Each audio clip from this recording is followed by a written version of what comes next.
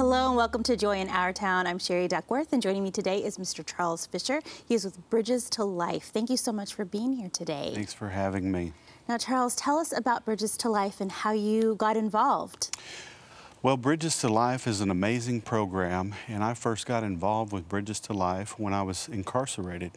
I was in the Texas prison system, and I took Bridges to Life as I went to work for the chaplain one day. He said, I want you to take all of my programs and let me know which ones are effective. And so to do that for him, I signed up for all the different chapel programs that he had on the LeBlanc unit, and Bridges to Life was just one of those classes I signed up for. And it was amazing in that we had small group, and we talked about subjects like accountability, responsibility, confession, repentance, reconciliation, restitution, and I needed that at the time of my life that I took it. So I felt so blessed that God would put me in this program, Bridges to Life, inside a prison, which helped change my life. And Bridges to Life was something I wanted to do when I got out of prison. And it was amazing how God made that happen by putting me in the front seat of the car of the chief operating officer of Bridges to Life. I was doing another ministry where we were going into prisons to evangelize, and with this ministry, I rode with a friend of mine who was a platform guest, and he was going to one prison and I was going to another, and so I needed a ride to go to the prison that I was assigned to. And I asked at the orientation meeting that night, could someone give me a ride? Yeah. And all I heard were crickets. You know, it was kind of uncomfortable. Well, we want to hear more about what happened after that here in just a moment, but we have a little bit more about your program for us to watch. Excellent. Hello, I'm John Sage, founder of Bridges to Life.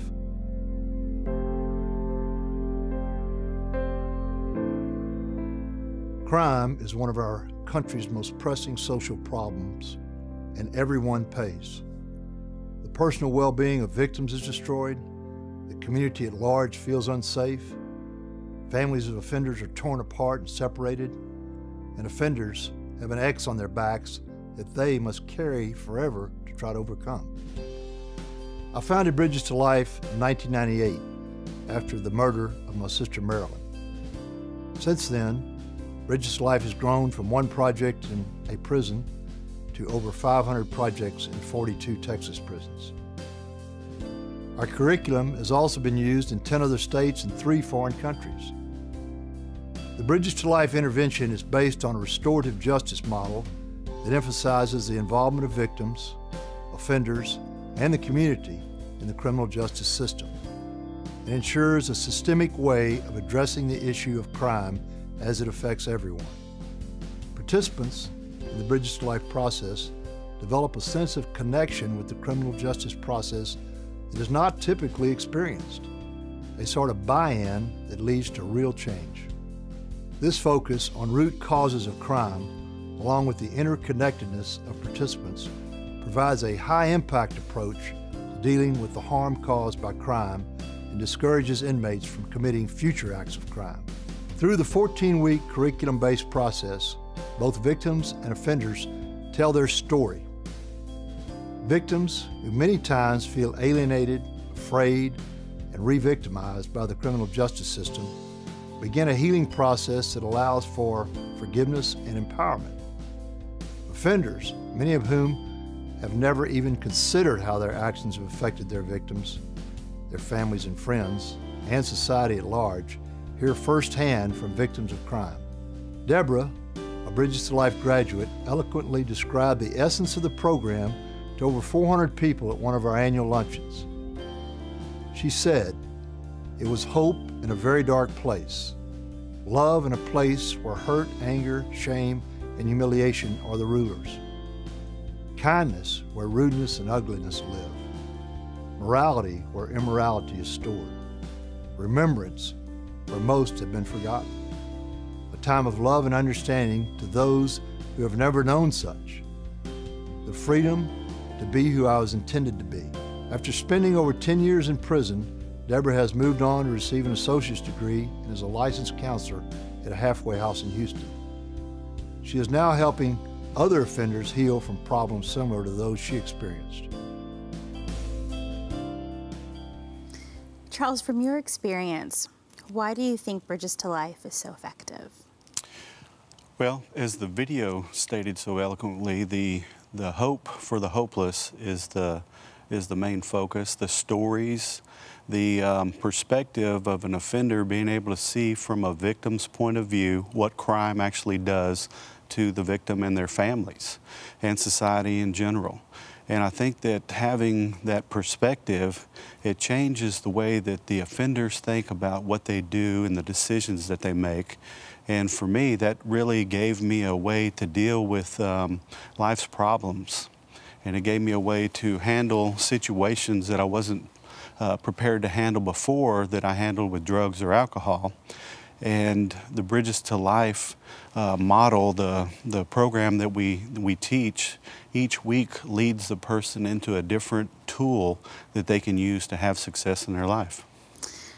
Talk to me a little bit about why you think they don't consider, why the person who is in prison doesn't consider the victim. What's going on in their mind? Help us understand that. Well, most people that wind up in prison have a very selfish attitude. They have also been victims themselves, and hurting people hurt others. Right. And one of the things that happens in prison is they get put into an environment that is a dangerous environment. So they have to be very selfish in the ways that they act. They have to be very self-centered in the thoughts and the choices that they make and the consequences. They're already in prison. Oftentimes they don't consider what would the next right thing be. They always consider, what do I need right now? So it's more of a survival mentality. How do I survive? How do I protect me? Absolutely. So others just are not considered, and so yeah. It seems like a very lonely place to be mentally and in their hearts. Well, oftentimes that's exactly what it is. Most men and women in prison probably haven't heard from home because they've used up all of the resources of the relationships they had at home. There were times in my life where my family didn't want to have anything to do with me because they had done everything they could to help, and I had taken their help and used it and abused it. Yeah, that is so difficult to think about and for us to wrap our brains around. And I'm so glad you're here to bring us some understanding of what's going on inside the minds and hearts of those who are incarcerated. We have more for our viewing audience to watch today to help bring some more understanding. Take a look. My daughter, Mitzi, was murdered on her 21st birthday. And to say that it changed my life is really grossly understated. Paula Kurland is one of 300 volunteers who make up the team of Bridges to Life. The most difficult thing for me has been taking the responsibility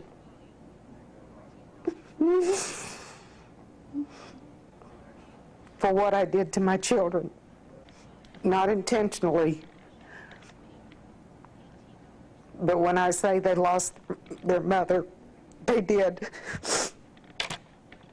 It's been 20 years since the murder, but Paula began to heal when she joined Bridges to Life and was able to forgive the perpetrator and share her own story with inmates. And then you have people that come in here and give of themselves freely because we truly care what happens to all of you. And I developed the bad habits of robbing. Patrick St. Jules is serving time for aggravated robbery. Today he attends the first workshop of the 14-week program. The group discusses taking responsibility for your own actions. I never visualized what a victim went through. I didn't care what a victim went through. But after hearing their side of the story, it made me think, like, I wouldn't want that to happen to me, and I want to get a better understanding or where I'm trying to go in life. I know if I change my pattern, my thinking pattern, I can walk away from this criminal lifestyle. And Bridges to Life is that kind of path that way, because it deals with responsibility, accountability, repentance, listening to the victims and how they forgive the people who had wronged them. And And I was like, if they can forgive a dude who done did these heinous acts to him, which have probably been me in another circumstance, if they can forgive me, why can't I forgive? All the frustration, the pain, and anger I had built up in me, I let it go. And now I'm a happier person from it.